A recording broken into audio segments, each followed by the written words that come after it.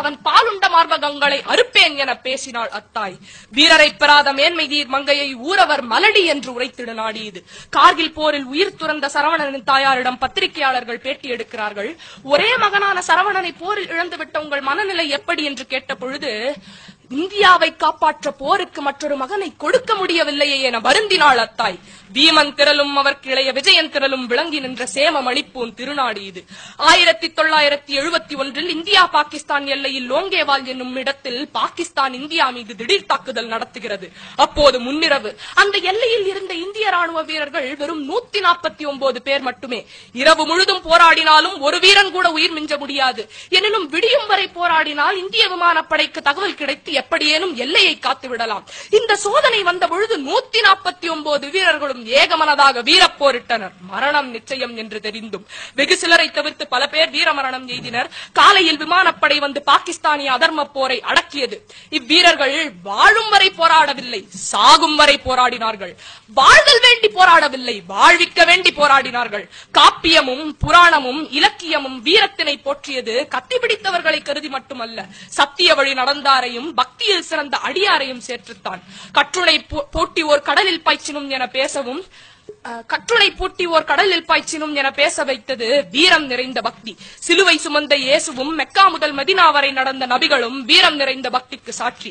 மாளிகை துறந்து மயான பூமியில் வாழ்ந்தாலும் ஆவி துறந்த மகன் அனாதை பிணம் ஆனாலும் சத்திய வழி துறக்காத உத்தமனாய் ஹரிச்சந்திரன். அவன் வழி பின்பற்றிய அண்ணல் காந்தி. நீதிக்கும் தர்மத்திற்கும் பக்திக்கும் வயது கிடையாது. இத்தகைய பெருமை வாய்ந்த நாடு நம் நாடு. ஆனால் இன்று தெற்கே சிங்களம், மேற்கே பாகிஸ்தான், எல்லா திசைகளிலும் சீனம், உள்நாட்டில் ஊழல், தீவிரவாதம். இதற்கிடையே அச்சமின்றி குண்டு துளைக்காத அறையில் இருந்து பிரதமரின் சுதந்திர தின உரை. அரசியல் பிழைத்தோர்க்கு அறம் கூற்றாகும் அன்று, அரசியல் பிழைப்பு செய்வோர்க்கு அறம் வெறும் கூத்தாகும் இன்று. இந்த நிலை ஏன்? மக்களின் மறதி, அச்சம். அதனை நன்கு புரிந்து கொண்ட நமது அரசியல்வாதிகள் தீங்கு தடுக்கும் திறமிலரானோம். அச்சத்தால் அரணற்று போனோம். ராணுவ வீரனின் தலையை வெட்டினால் அது தெரிந்துதானே ராணுவத்தில் சேர்ந்தார்கள் எனும் மந்திரி பேச்சை மறப்போம். இந்திய எல்லைக்குள் ஊடுருவிய சீன ராணுவம் சுற்றுலா வந்தது என சோம்பி கிடப்போம். நீர்மூழ்கி கப்பல் வெடித்தது ஏன் எனும் உண்மையை மறைப்போம். நாணயத்தின் மதிப்பை, இந்திய நாணயத்தின் மதிப்பை கவலை ஏதுமின்றி குறைப்போம். தேர்தல் நேரத்தில் வாக்குறுதிகளை அள்ளி இறைப்போம். பின் சுவிஸ் வங்கியில் சுயநலமாய் பணத்தை நிறைப்போம். போதும் போதும். இந்த அரசியல்வாதிகளின் முகத்திரையை கணமே கிழிப்போம்.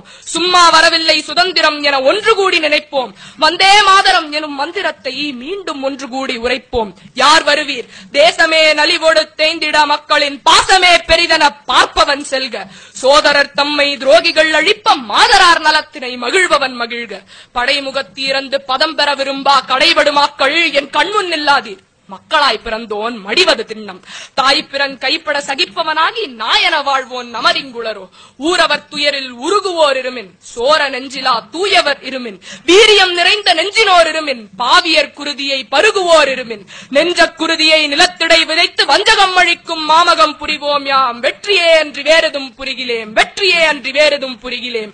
இனி அச்சம் தவிர எழு ஆண்மை தவறேன். வந்தே மாதரம்.